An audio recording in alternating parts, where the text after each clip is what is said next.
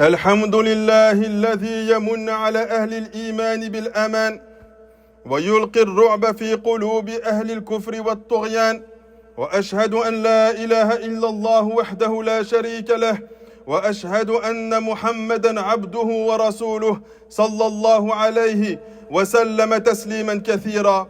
أما بعد فيا أيها المسلمون عباد الله. Un jour, le prophète Mohammed sallallahu alayhi wa sallam entra auprès d'un jeune homme à l'agonie de la mort et lui demanda « Comment te sens-tu » Alors ce jeune homme répondit « Par Allah, ô messager d'Allah, j'espère en Allah, mais je crains la conséquence de mes péchés. » Alors le prophète sallallahu alayhi wa sallam lui dit « Quand l'espoir en Allah et la crainte de ses péchés se rencontrent dans le cœur d'un serviteur à un tel moment, Allah lui accorde ce qu'il espère et le protège de ce qu'il redoute. » Voilà comment est la vie du croyant dans ce monde. Il aime son Seigneur, il espère sa miséricorde et redoute son châtiment. Il obéit à Allah subhanahu wa ta'ala tout en craignant de ne pas voir ses œuvres acceptées. Il voit ses fautes comme une montagne prête à s'effondrer sur lui. C'est ainsi qu'il avance dans la vie avec un cœur partagé entre la crainte et l'espérance jusqu'au jour où il rencontrera Allah Azza wa Jal. Et celui qui est ainsi, ce jour-là, Allah le protégera de ce qu'il craignait, car c'est la promesse de notre Seigneur, telle qu'elle fut rapportée par notre prophète sallallahu alayhi wa sallam. Par ma puissance, je ne réunirai pas deux peurs pour mon serviteur, ni même deux sécurités. S'il me craint dans ce bas monde, alors je le réconforterai, je le rassurerai au jour de la résurrection. Et s'il se sent en sécurité vis-à-vis de moi dans ce bas monde, je lui ferai goûter la peur au jour de la résurrection. Est-ce que tu sais, ô serviteur d'Allah, ce que signifie être mis en sécurité par Allah au jour de la résurrection?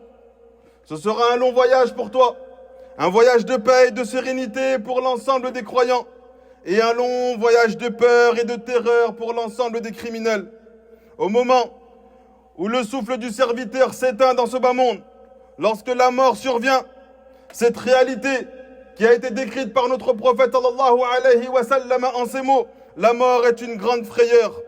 Pourtant, le croyant à ce moment-là, il n'éprouve pas cette terreur, car à ce moment-là, il est réconforté par les anges de la miséricorde qui viennent à lui et lui annoncent cette bonne nouvelle. N'ayez pas peur, ne soyez pas attristés, mais réjouissez-vous du paradis qui vous a été promis. Nous sommes vos alliés dans la vie d'ici-bas, comme dans l'au-delà. Là-bas, vous aurez tout ce que vos âmes désirent et tout ce que vous demanderez. Voilà l'accueil préparé pour vous par celui qui pardonne et qui est plein de miséricorde.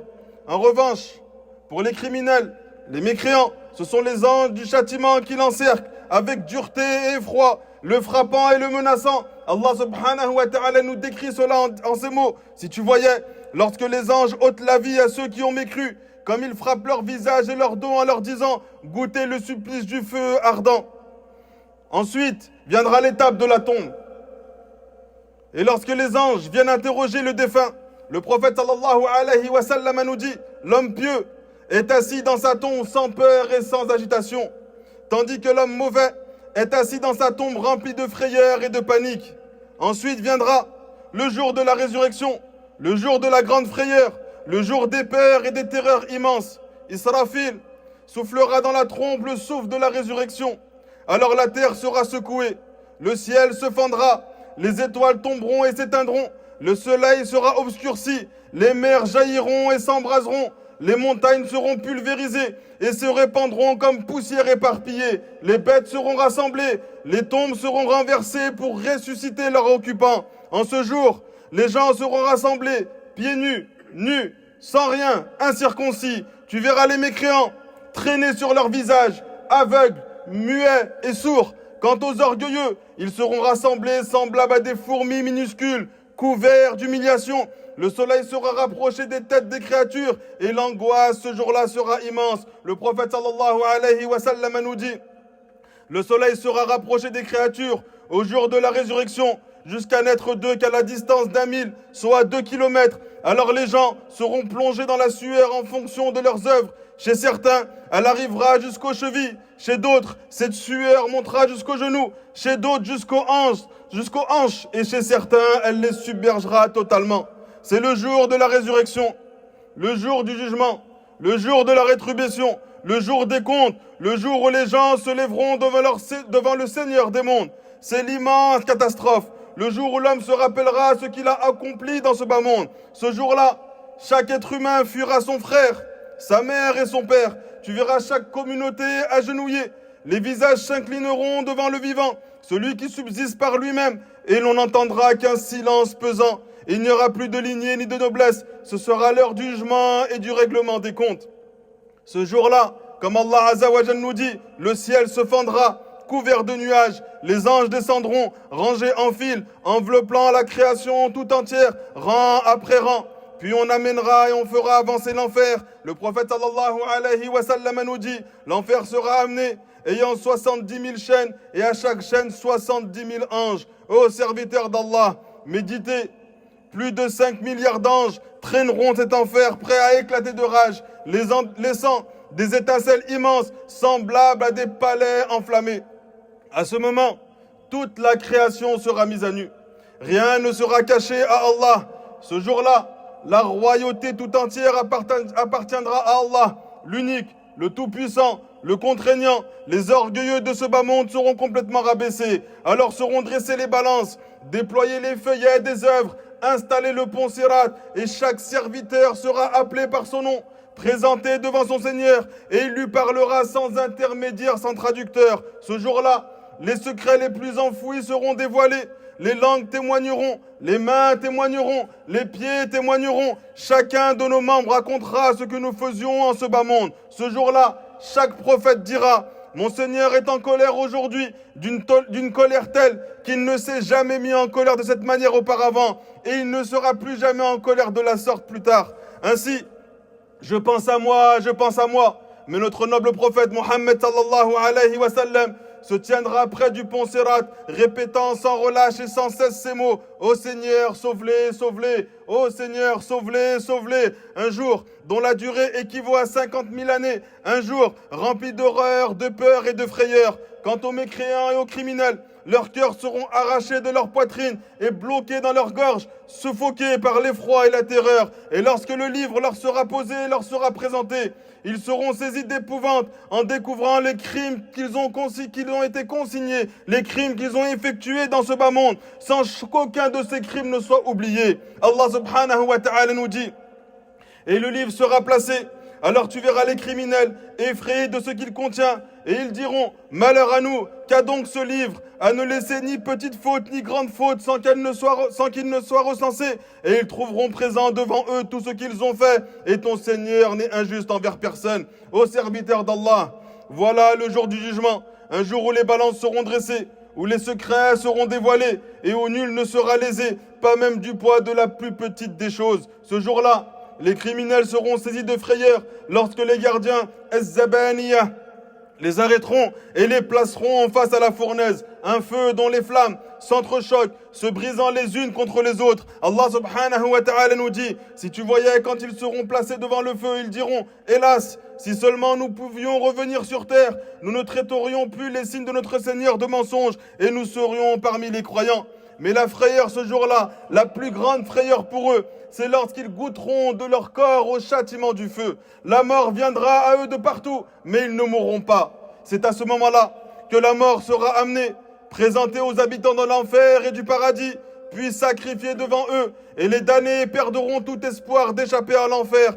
Puis l'enfer se refermera complètement sur eux, fermé à jamais, verrouillé sans aucune échappatoire. Allah subhanahu wa ta'ala nous dit: si tu voyais quand ils seront saisis de frayeur, mais il n'y aura alors aucune échappatoire, et ils seront saisis de très près. Mais pour les croyants, ce jour-là, ce jour sera sécurité et apaisement. Allah les rassurera par leur foi, car il dit: la grande frayeur ne les attristera pas, et les anges viendront à leur rencontre en disant: voici votre jour, celui qui vous a été promis. Les compagnons du prophète sallallahu alayhi wa sallam demandèrent au messager d'Allah: ô messager d'Allah, où seront les croyants en ce jour terrible? Alors le prophète répondit: des sièges de lumière leur seront dressés, ombragés par les nuages, et ce jour-là sera pour eux plus court qu'une simple heure d'une seule journée. Serviteurs d'Allah, voici le contraste. Il n'y a pas de troisième voie, il n'y a pas de troisième issue. contraste saisissant. Alors que les criminels seront engloutis par le feu et désespérés de tout salut, les croyants, eux, reposeront en paix, sous l'ombre et la lumière, accueillis par les anges et honorés par le Seigneur des mondes. Et si tu veux être concerné par ceux qui seront à l'abri, protégés, rassurés par Allah subhanahu wa ta'ala, il faut que tu accomplisses certaines œuvres, des œuvres qui sont aimées de notre Seigneur Allah subhanahu wa ta'ala, car ce jour-là, il n'y aura aucun refuge pour les mécréants, pas de sécurité pour l'hypocrite et pas de salut pour l'associateur. Ce jour-là, Allah appellera les gens de la foi et de la soumission et il dira: ô mes serviteurs, aujourd'hui pas de crainte pour vous et vous ne serez pas affligés, vous qui avez cru en nos signes et qui vous êtes soumis. Donc la première chose à faire est de croire en Allah subhanahu wa ta'ala, car les croyants, les sincères, les monothéistes qui n'ont rien associé à Allah subhanahu wa ta'ala, Allah leur a promis paix et sécurité. Allah azza wa jalla nous dit: ceux qui auront cru et qui n'auront pas entaché leur foi par l'injustice du shirk, à ceux-là appartient la sécurité et ce sont eux les bien guidés. Voici l'islam véridique, l'attestation de foi la ilaha illallah, celui qui la prononce sincèrement et qui agit et qui y croit en conséquence et qui agit en conséquence, Allah l'assurera de sa protection au jour des terreurs. Écoutez la promesse de notre Créateur Allah subhanahu wa ta'ala: quiconque viendra avec le bien, avec cette parole la ilaha illallah, aura mieux encore. Et ce jour-là, ils seront à l'abri de la frayeur. Et quiconque viendra avec le mal, ceux qui s'opposeront à cette parole la ilaha illallah, leurs visages seront jetés dans le feu. N'êtes-vous donc rétribués qu'en fonction de ce que vous faisiez? Ce jour-là, le jour des frayeurs, le musulman sera en paix. Le croyant sera rassuré parce qu'ils ont cru, parce qu'ils ont agi avec piété, parce qu'ils ont fait des œuvres pieuses et parce qu'ils se sont réformés. Allah subhanahu wa ta'ala nous dit: quant à ceux qui auront cru et qui auront accompli des réformes, il n'y aura pour eux ni crainte ni affliction. Allah azza wa jalla nous dit encore: ceux qui auront craint Allah et qui auront accompli des réformes, il n'y aura pour eux ni crainte ni affliction. Allah azza wa jalla nous annonce encore une fois cette bonne nouvelle dans de nombreux versets du Coran. En vérité, les alliés d'Allah n'auront ni crainte ni affliction, ceux qui ont cru et qui étaient pieux. À eux la bonne annonce dans la vie d'ici-bas et dans l'au-delà. Il n'y a pas de changement aux paroles d'Allah. Voilà la réussite suprême. Donc serviteur, 4 caractéristiques que si le serviteur dans ce bas monde cherche à développer et à améliorer, il peut espérer être sous la protection de son Seigneur Allah subhanahu wa ta'ala. Il faut être un croyant, sincère dans sa croyance. Il faut faire des œuvres pieuses. Il faut craindre son Seigneur Allah subhanahu wa ta'ala. Et il faut forcer son âme à se réformer. À eux la bonne nouvelle dans ce bas monde et la victoire suprême dans l'au-delà. Le prophète sallallahu alayhi wa sallam nous décrit ces personnes en ces mots. Ce sont des gens issus de différentes tribus et peuples, sans lien de sang rapproché. Ils se sont aimés pour Allah. Ils se sont purifiés les uns envers les autres pour Allah. Alors au jour de la résurrection, Allah leur dressera des chaises de lumière et ils les feront asseoir.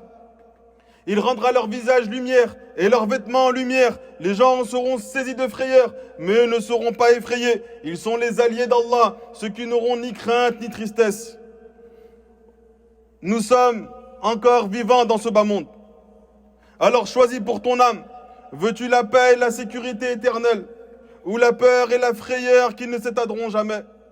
Allah Azza wa Jal te dit: celui qui sera jeté dans le feu est-il meilleur, ou bien celui qui viendra en sécurité au jour de la résurrection?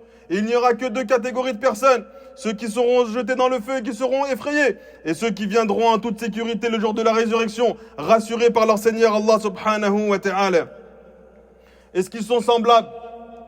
Ceux qui vont entendre les anges s'adresser à eux et leur dire: Udkhuluha bisalamin aminin, entrez-y en paix et en sécurité. Et ceux qui entendront cette parole: goûtez donc aux conséquences de ce que vous faisiez. Ceux qu'Allah subhanahu wa ta'ala a honorés en disant: et ils seront dans les hautes demeures en sécurité. Veux-tu faire partie de ces gens-là? Ou bien veux-tu être comparé à ceux qui gémissent dans les abîmes de l'enfer, submergés par les flammes, n'entendant que soupirs, sanglots et cris d'agonie? Toute personne qui est censée recherche le secours pour son âme, recherche la protection d'Allah subhanahu wa ta'ala. Et jamais les alliés du miséricordieux ne seront semblables aux damnés des gens de l'enfer, dans ce bas monde comme dans l'au-delà. أقول ما سمعتم وأستغفر الله العلي العظيم لي ولكم.